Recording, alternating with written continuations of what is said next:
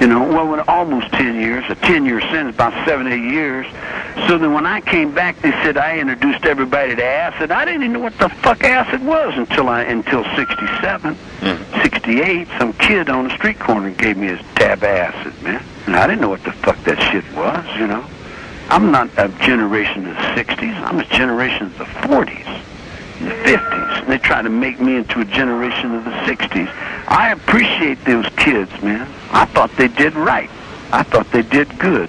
I really did. They sacrificed themselves and gave themselves to stop a war that they didn't want to be responsible for. You know, they did what they felt they had to do.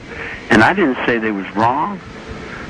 You know, I didn't judge them. I just walked along with them, man. I was their friend, and I was their brother, and I'm still their friend and their brother, you know. And everybody wants to blame me because they don't have enough brains to take responsibility for the things that they don't know. And all the cowards and fakes and phonies, they keep covering me up and won't let me present what I know about the situation. Like Vincent Bugliosi was supposed to do an interview with Donahue, right? So Vincent gets this black woman and calls this black woman and says, yeah, he wants to do the interview with me, you dig? Then he gets everybody interested in both of us doing the interview. Then he pulls back and says, no, he doesn't want to do the interview now. He won't face me. He runs. He runs and he hides. He got these cops to squirt me down with hoses and hide me and try to get me pushed over the tier. Well, see, here's the thing, man. Like, there's a subconscious thought in prison that you guys don't understand. There are levels of awareness. And all the masters of the world, like the Lama and the Booby Bops and all them guys, they say there's only 7 levels. But there's 8 levels of awareness. And the 8th level is that you don't tell. You can't tell what the 8th level is because there's only one on it. They have a Section 8 in the Army discharge that's called crazy. You know, that's the center of the vortex of all the intelligence of the military, and that's the majesty of the king. When you resurrect majesty and you get majesty rolling in a bunch of programmed brains, all those programmed brains start going crazy. They start freaking out. They freak out and go crazy. They go insane.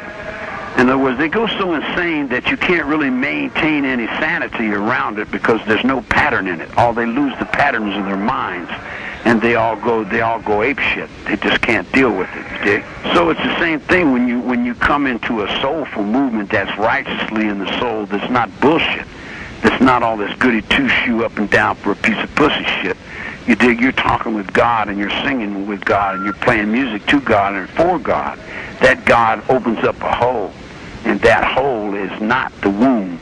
The womb covers the hole, but the hole is a bigger hole than the womb of woman. It's a hole in the universe. It's a hole in the mind. It's a hole in the soul. And then all the kids go back to, baby, won't you light my fire? And all those programs that are set in those heads all start going crazy.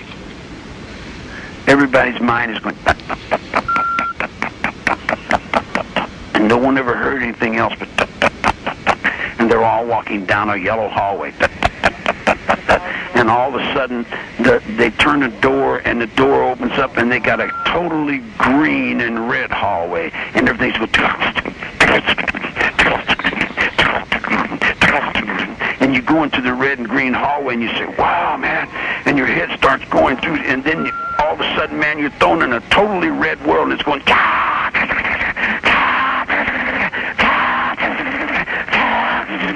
and then after you go through all these different levels and you come out and you see God in you, and God is all around you, and God is everything, and you are everything, and everything is a part of you, and then you say this, and you know this, and you feel this, and you have this in your soul and in yourself, you dig? And it just scares the shit out of everybody, and everybody gets to running, and they get to hating you, and they think you're bad, and then they want to kill you because they feel if they kill you, then they don't have to think about this anymore because they don't want to face this level of reality.